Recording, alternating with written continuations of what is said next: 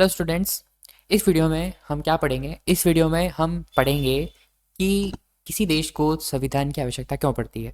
हम यहाँ पे डिटेल में डिस्कस करेंगे। एक एक पॉइंट को अलग अलग पॉइंट्स दे रखे हैं हमारी बुक में, तो हर पॉइंट को हम डिटेल में एक्सप्लेन करके ये समझने का ट्राई करेंगे कि एक देश होता है, why does a country need a constitution. हर देश में संविधान होता है, तो संविधान की आवश्यकता क्यों होती है? ऐसा क्या है, बिना संविधान के क्या देश नहीं चल सकता है? संविधान की क्या आवश्यकता होती है उसके बारे में हम डिस्कस करेंगे। लोकतंत्र तथा संविधान में संबंध, इसको पहले हम समझने का ट्राई करते हैं कि लोकतंत्र और एक संविधान में क्या संबंध होता है। देखिए, लोकतंत्र किसे कहते हैं? जनता द्वारा जो शासन होता है उसको क्या कहते हैं? हम लोकतंत्र कहते हैं। और संविधान किसे कहते हैं? जो रूल्स रेगुलेशन लोगों के लिए बनाए जाते हैं उसे हम, वो जो जिसमें संकलित किया जाता है उसे हम क्या कहते हैं? संविधान कहते हैं। तो संविधान मुख्य रूप से क्या है? नियम तथा कानून लिखे किसके द्वारा जाते हैं? लोगों के द्वारा। तो जिसमें जहाँ लोकतंत्र है वहाँ संविधान भी है, और जहाँ संविधान है वहाँ लोकतंत्र भी है। तो ये एक दूसरे के पूरक होते हैं। लोकतंत्र होगा तो वहाँ संविधान बनेगा, और उस संविधान के अनुसार वहाँ के प्रत्येक बड़ी से बड़ी शक्ति को भी उस संविधान के अनुसार चलना होगा, जो कि लोगों के हित में होगा। ये होता है लोकतंत्र तथा संविधान में संबंध। लेकिन ऐसा ज़रूरी नहीं है कि कभी कहीं कहीं लोकतंत्र होता है, लेकिन वो सिर्फ नाम मात्र लोकतंत्र होता है। लेकिन अमूमन अधिकांश जगहों पर जो लोकतंत्र और संविधान एक साथ चलते हैं, जो कि लोगों के हित में होता है और जिससे ऊपर कोई नहीं होता है। तो ये होता है लोकतंत्र तथा संविधान में संबंध। ये होता है इनका रिलेशन। अब देखते हैं, एक संविधान विभिन्न उद्देश्यों को पूरा करता है। एक जो संविधान होता है, एक कॉन्स्टिट्यूशन होता है, वो बहुत सारी चीज़ों को, किसी देश से रिलेटेड बहुत सारे क्या कहते हैं, अपने गोल्स को पूरा करता है। उसके कुछ इंपॉर्टेंस होती है, संविधान की, अपने कॉन्स्टिट्यूशन की कुछ इंपॉर्टेंस होती है। उन इम्पोर्टेंस को, उन उद्देश्यों को वो पूरा करता है। तो क्या है? पहला है, यह उन आदर्शों को सूत्रबद्ध करता है जिनके आधार पर नागरिक अपने देश को अपनी इच्छा और सपनों के अनुसार रच सकते हैं। इसका क्या मतलब है? इसको डिटेल में अगर हम समझें तो बेसिकली संविधान कौन बनाता है? किसी देश का संविधान उस देश के लोग मिलकर बनाते हैं। तो वो कैसा संविधान डालेंगे?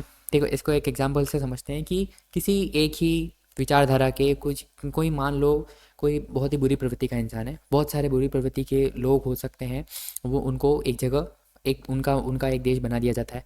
तो वो लोग कैसा संविधान बनाएंगे? वो लोग वैसा संविधान बनाएंगे जो बुरी चीज़ों को प्रमोट करता हो, जो बुरी चीज़ों को सपोर्ट करता हो। मान लीजिए हमने फिर एक ऐसा देश का, ऐसे लोगों का समूह बना दिया जो बहुत ही अच्छे अच्छे विचारधारा को फॉलो करते हैं, उसमें कोई भी बुरा नहीं है, तो वैसा कैसा संविधान बनाएंगे? जहाँ पे सब लोगों का हित हो, एक दूसरे के सब अच्छा हो, वैसा संविधान बनाएंगे। तो होता क्या है कि एक जो संविधान होता है वो लोगों द्वारा बनाया जाता है। तो उसमें लोग ऐसे नियम, ऐसे आदर्श, अपने ऐसे विचार डालते हैं जैसा कि वो आने वाले टाइम में अपने देश को देखना चाहते हैं, जैसा कि वो आदर्श मानते हैं, और उसी आदर्श में अपने देश को आगे बढ़ते हुए देखना चाहते हैं।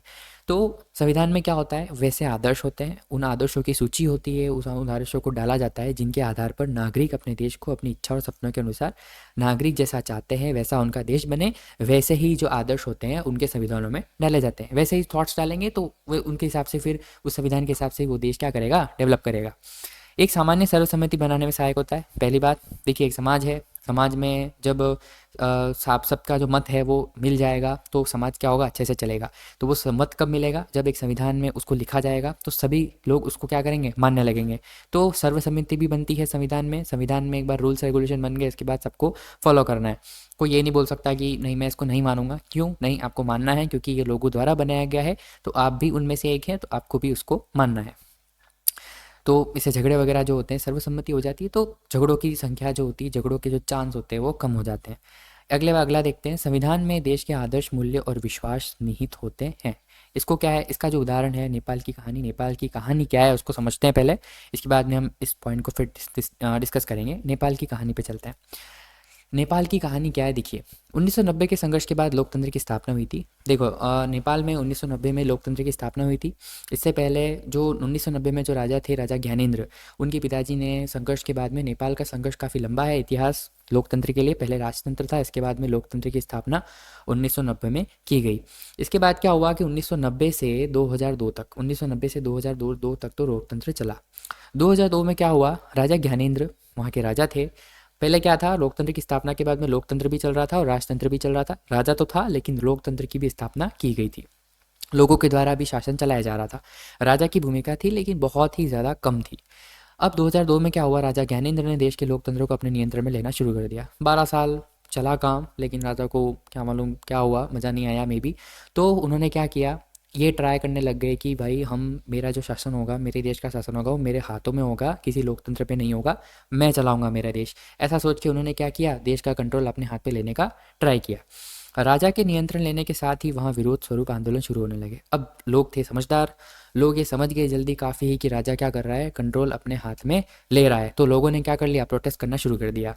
नेपाल के नागरिक, माओवादी और राष्ट्र की सेना स्वयं उस विरोध का हिस्सा थे। अब लोगों को समझ में आ गया, माओवादी संगठन का मतलब, ये माओवादी का मतलब समझ लीजिए कि जो राजतंत्र नहीं चाहता है, वो माओवादी संगठन होता है। वो चाहता है कि देश में लोकतंत्र हो, लोगों का शासन हो, ये राजतंत्र नहीं चलना चाहिए। तो वो माओवादी नागरिक स्वयं और राष्ट्र की जो सेना थी वो भी चाहती थी कि नहीं, इस देश में लोकतंत्र लागू होना चाहिए, राजतंत्र नहीं होना चाहिए।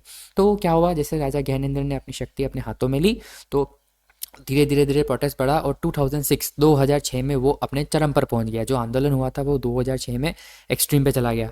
इसके बाद क्या हुआ, अंततः राजा ज्ञानेंद्र को लोगों द्वारा चुनी जाने वाली लोकतांत्रिक व्यवस्था को अपनाना पड़ा। राजा ज्ञानेंद्र ने 2006 में ये मान लिया कि ठीक है, इसको आगे नहीं चलाया जा सकता है, हमें लोकतंत्र लौटाना होगा। तो उसने संसदीय व्यवस्था की स्थापना कर ली और इसके बाद में 2008 में राजतंत्र को खत्म करने के बाद नेपाल लोकतंत्र बना। और एट लास्ट 2008 में ये घोषणा कर दी गई कि नेपाल में ऑफिशियली अब क्या हो गया, प्रशासनिक रूप से आज ये घोषणा की जाती है कि राजतंत्र खत्म है और अब से लोकतंत्र लागू हो जाएगा। फिर नेपाल के लोगों ने 2015 में देश के लिए एक नया संविधान अपनाया। 2008 में तो लोकतंत्र बन गए, लेकिन 7 साल लग गए लोगों को एक नया संविधान लिखने में। वैसा संविधान जिसमें लोग अपने विचार डाल सकें, जिसमें ये लोग ये चाहें कि हम जैसा सोचते हैं, हमारे जैसे आदर्श हैं, वैसा ही हमारा देश भी बने। लोग जो होते हैं अपने देश के संविधान में क्या डालेंगे, जितना अच्छा वो सोचते हैं और वो चाहते हैं कि आने वाले समय में हमारा देश जैसा बने, वैसा ही वो अपने संविधान में लिखते हैं। तो 2015 में नेपाल ने फिर क्या किया, एक नया संविधान अपनाया। अब ये देखते हैं कि नेपाल में विरोध क्यों था। भाई राजा का शासन चल रहा था तो राजा का शासन चलने देना चाहिए था, तो ऐसा क्यों हुआ, उन्होंने विरोध क्यों किया। और दूसरी चीज़ कि वहाँ के लोगों को एक नया संविधान क्यों चाहिए था। वो एक ऐसा संविधान चाहते थे जिसमें देश के सभी आदर्श शामिल हो, जैसा वो नेपाल को देखना चाहते हैं। अब ये भी तो हो सकता था कि राजतंत्र खत्म कर दिया, लोकतंत्र लगा दिया, तो संविधान की क्या आवश्यकता है, लोकतंत्र तो लग गया। लेकिन लोकतंत्र लगने के बाद संविधान की आवश्यकता क्यों पड़ी, ताकि आने वाले समय में फिर कोई राजा आके अपना कंट्रोल नहीं ले ले। पहली चीज़ तो ये थी ही, लेकिन दूसरी चीज़ ऐसी थी कि हम एक ऐसे नियमों का उल्लेख करें, हम हमारे ऐसे आदर्श को सूत्रबद्ध करें, एक लिस्टेड करें हमारे आइडल्स को, ताकि आने वाली पीढ़ी जो है वो भी उन पे चले। हमारा देश फिर क्या हो, आने वाले टाइम में वैसा बने जैसा हम चाहते हैं, हम जैसा आइडल समझते हैं, हमारा देश वैसा बने। इसलिए उन लोगों ने क्या किया, एक नया संविधान बनाया। अब क्या हुआ, अतः नेपाल को राजतंत्र से लोकतंत्र बनाने के लिए संवैधानिक नियमों को बदलने की आवश्यकता थी। अब आपने राजतंत्र से लोकतंत्र बना दिया, लेकिन लोकतंत्र को बनाए रखने के लिए आपको कुछ ऐसे नियम चाहिए थे। उन नियमों को बनाया गया, संवैधानिक नियमों को। संविधान के जो नियम होते हैं उनको संवैधानिक नियम कहा जाता है। तो जो लोकतंत्र बना रहे, लोकतंत्र के आदर्श में उनका नेपाल, जिनको जैसा उनको नेपाल चाहिए था वैसा नेपाल बने, उसके लिए उनको क्या करना पड़ा, एक नया संविधान बनाना पड़ा, जिसमें उनके अपने विचार थे, उनके अच्छे विचार थे, जो वो अच्छा समझते थे, उन्होंने वैसे विचार उस संविधान में डाले और अपने नया संविधान का निर्माण किया। तो आपको समझ में आ गया कि एक नए संविधान की आवश्यकता क्यों होती है। तो इस पॉइंट से आपको समझ में आ गया होगा कि संविधान में देश के आदर्श, मूल्य और विश्वास निहित होते हैं। लोग जैसा विश्वास रखते हैं, लोग जिन चीज़ों को, जिन नैतिकताओं को मूल्य देते हैं, लोग जिन आदर्शों को मानते हैं, उन्हीं आदर्शों को देश के अपने संविधान में वो लोग डालते हैं। जैसे कि हमारे देश के लोग धर्मनिरपेक्षता, सभी धर्म एक समान है ये मानते हैं, तो उन्होंने संविधान में डाला ऐसा। देश के लोग राष्ट्र का सम्मान, उस सबको मानते हैं, तो देश के संविधान में, हमारे भारत के संविधान में ये सब चीज़ें उल्लेखित हैं। तो देश जैसा चाहता है, जिस आदर्श में अपने देश को देखना चाहता है, उन चीज़ों में जो चीज़ अपने आने वाले टाइम में अपने देश में लोग देखना चाहते हैं, उसी चीज़ को संविधान में डालते हैं, ताकि आने वाले टाइम में भी लोग उनको फॉलो करते रहें। तो ये पहला पॉइंट था कि संविधान में क्या होता है, संविधान में लोगों के आइडल्स होते हैं, लोग जैसा चाहते हैं वैसा ही उस संविधान में डालते हैं, ताकि उनका देश भी आने वाले टाइम में वैसा बने, वो जैसा हुआ लिखा हुआ है। तो आई होप आपको समझ में आएगा ये पहला पॉइंट। आगे के जो पॉइंट्स हैं हम अगले वीडियो में डिटेल में डिस्कस करेंगे। आपको कोई भी डाउट हो तो आप कमेंट बॉक्स में पूछ सकते हैं। धन्यवाद।